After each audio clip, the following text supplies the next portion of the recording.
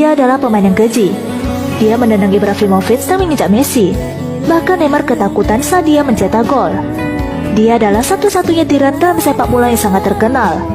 Ia menendang dan meledak-ledak seperti bom waktu. Tapi Pepe yang seperti ini malah memberikan spot lembut terhadap Ronaldo. Ketika Ronaldo mencetak gol, Ronaldo menanggalkan pakaiannya untuk merayakannya. Sementara Pepe mengikuti di belakang teman lamanya yang telah menjadi partnernya selama hampir 20 tahun. Pepe kemudian diam-diam mundur dan membiarkan Ronaldo mendapatkan spotlight-nya di tengah.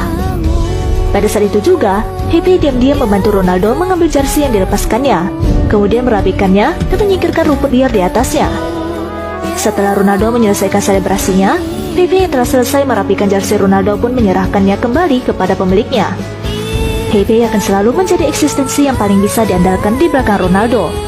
Tak peduli apakah itu Real Madrid atau tim nasional, Pepe tidak akan pernah